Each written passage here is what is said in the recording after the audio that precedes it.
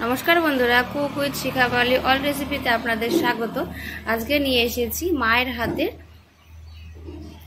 रुई माछेर पातला झाल। खूबই टेस्टी खेते। दुपुरবেলা যদি থাকে এরকম একটি রুই মাছের রেসিপি তাহলে পাতে আর অন্য কোনো কিছুই লাগবে না। সেই রেসিপি আজকে আমি আপনাদের সঙ্গে শেয়ার করব। তবে দেরি না করে চলুন আজকে এই রেসিপি শুরু করা যাক। ভিডিওটি প্রথম থেকে শেষ পর্যন্ত দেখার অনুরোধ রইল। আপনারা যারা এই চ্যানেলে প্রথমবার এসেছেন এবং চ্যানেলটি এখনো পর্যন্ত সাবস্ক্রাইব করেননি তাদেরকে অনুরোধ করব, যদি আমার রেসিপিগুলো আপনাদের কাছে ভালো লেগে থাকে তবে অবশ্যই চ্যানেলটিকে সাবস্ক্রাইব করে আমার পাশে থাকবেন নতুন নতুন রেসিপির জন্য। তবে চলুন আজকের এই মায়ের হাতের রেসিপি শুরু করা যাক। তেলটা গরম হয়ে গেছে, এবার মাছগুলো দিয়ে দেবো এক এক করে। প্রথমে গাদার মাছগুলো দেবো।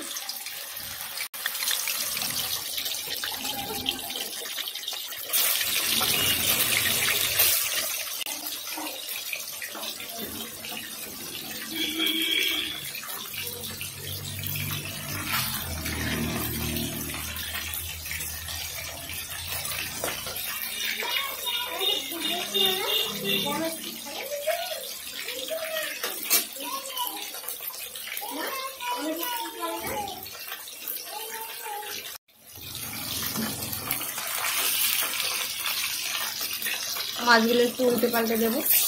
আর যেহেতু আমি এটা ঝাল করবো তার জন্য মাছগুলোকে বেশি লাল করে ভাজবো না।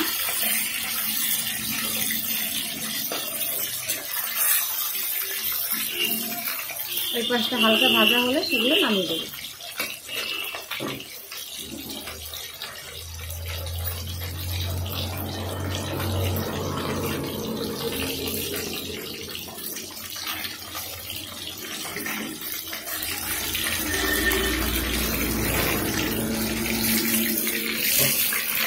মাছগুলো আমি এর থেকে বেশি ভাজবো না। এবার মাছগুলো তুলে নেব।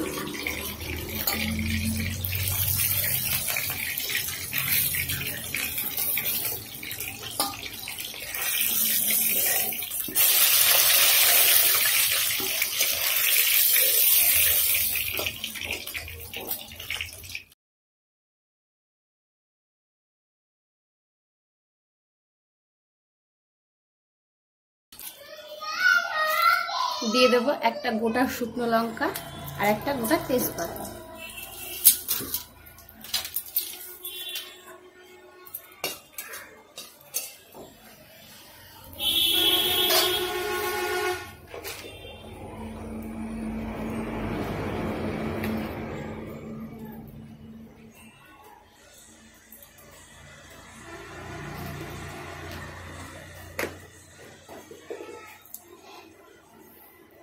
গোটা গরম মশলা, দুটো এলাচ, দুটো লবঙ্গ, ছোট্ট এক টুকরো দারচিনি। পেঁয়াজের সঙ্গে যখন গরম মশলাটা ভাজা হয় দারুণ একটা গন্ধ আসে, ভালো লাগে।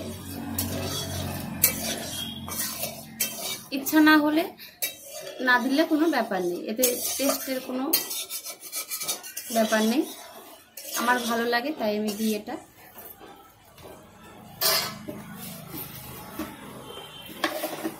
দিয়ে দেবো গোটা জিরে,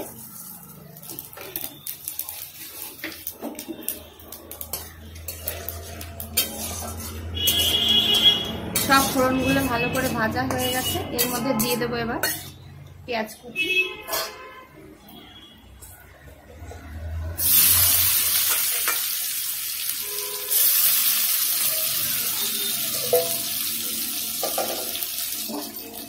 আমি এখানে বেশি বড় না, আর মিডিয়ামের থেকে একটু বড় একটা, বলতে গেলে মিডিয়াম সাইজের একটা পেঁয়াজ দিয়েছি।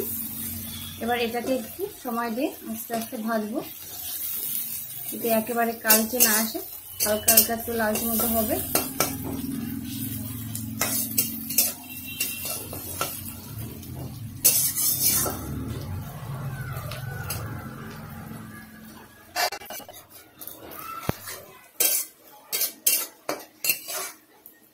পেঁয়াজটা ভাজা হয়ে গেছে, দেখুন কত সুন্দর একটা কালার এসেছে, পুড়েও যায়নি কিছু না, একটা পেঁয়াজ পুড়ে যায়নি। তো আমি এর মধ্যে এখন অ্যাড করব শুকনো লঙ্কার গুঁড়ো।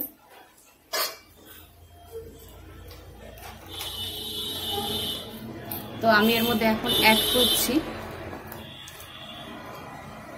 হাফ চা চামচ কাশ্মীরি লঙ্কার গুঁড়ো। এটা এখন পেঁয়াজের সঙ্গে ভাজা হলে কালারটা বেশ ভালোই আসবে, তার জন্য আগে থেকে দিয়ে দিলাম। বেশিক্ষণ ভাজা যাবে না, লঙ্কার গুঁড়োটা পুড়ে যাবে, যেহেতু আমি কাঠে রান্না করছি।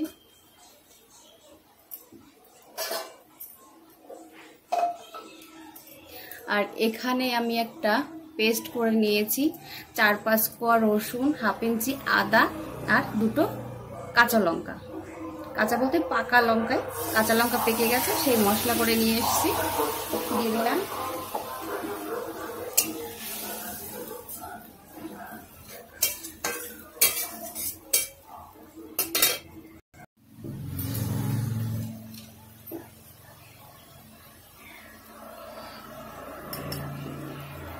এর মধ্যে দিয়ে দেবো 1/2 চামচ জিরে গুঁড়ো,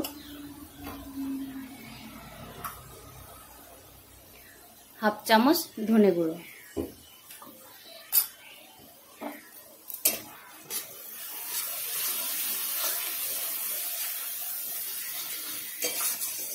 এবার মশলাটাকে ভালো করে কষে নেব তেল ছাড়া পর্যন্ত।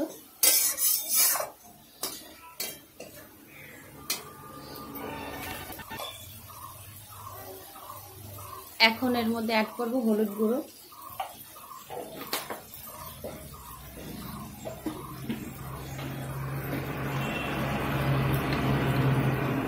পরিমাণ মতো লবণ, আগের থেকে বেশি দেব না।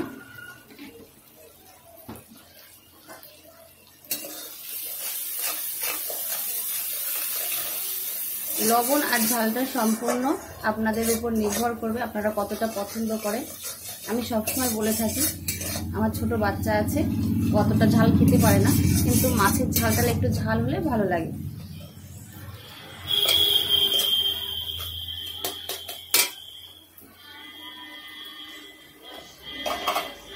যে পাত্রে মশলা করেছি সেটা দিয়ে হালকা একটু জল দিয়ে দেবো।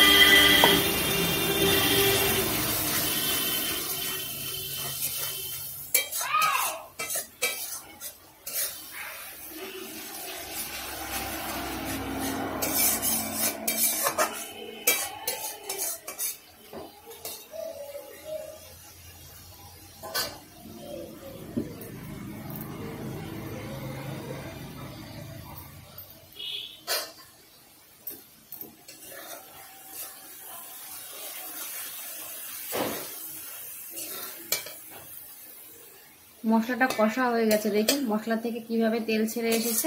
এবার এর মধ্যে আমি জল অ্যাড করে দেব।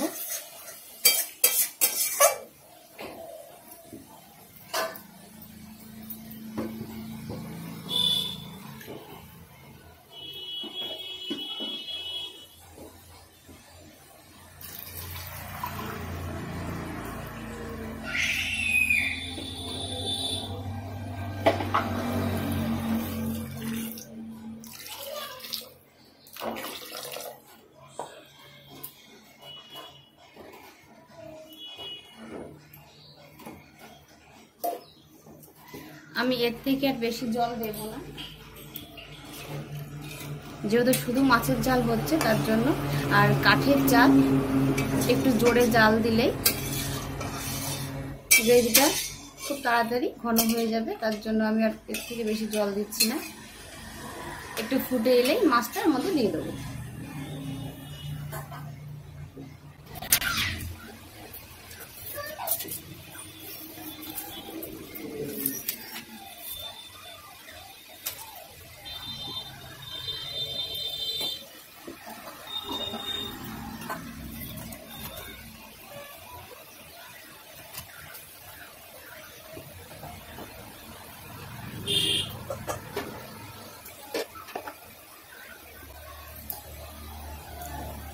জলটা ভালোভাবে ফুটে গেছে, এবার মাছগুলো দিয়ে দেবো। প্রথমে দিয়ে দিচ্ছি মাথা, গাদার মাছ,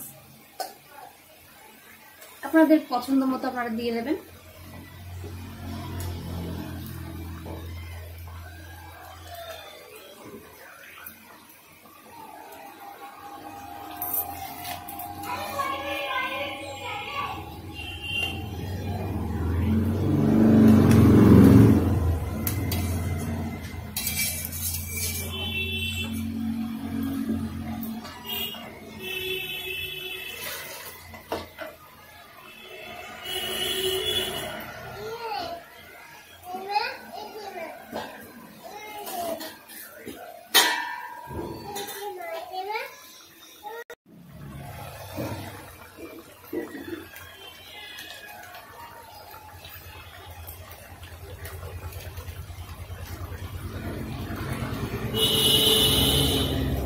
এর মধ্যে আমি এখন অ্যাড করে দেব গরম মশলার গুঁড়ো। এটা শাহি গরম মশলার গুঁড়ো আমি ব্যবহার করি, এর গন্ধটা ভালো,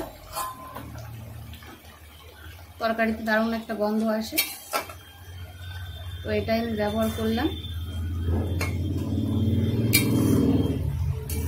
দিয়ে আবার কিছুক্ষণ মাছটাকে একটু এপিট উপিট করে দিয়ে ঢেকে দেব। না ঢাকলেও কোনো অসুবিধা নেই, যেহেতু মাছের ঝাল।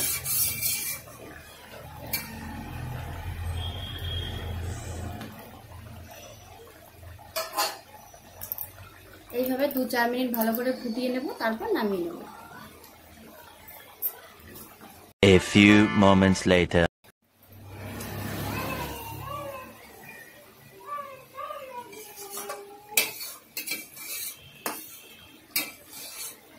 তো বন্ধুরা, এটা হয়ে গেছে, দেখুন। আমার যতটুকু গ্রেভির দরকার ছিল ততটুকুই আছে। আমি এর থেকে আর বেশি ঘন করব না, একটু হালকা হালকাই থাকবে, খেতে দারুণ লাগে। আর তৈরি হয়ে গেছে মায়ের হাতে রেসিপি মাছের ঝোল। আপনারা বাড়িতে ঠিক একইভাবে ট্রাই করুন। আপনাদের আশা রাখছি আপনাদের ভালো লাগবে। ভালো লাগলে অবশ্যই লাইক, কমেন্ট এবং শেয়ার করতে ভুলবেন না আপনাদের পরিজনদের কাছে। ভিডিওটি দেখার জন্য অসংখ্য ধন্যবাদ। তো এটা হয়ে গেছে, আমি এখন এটা নামিয়ে নেব।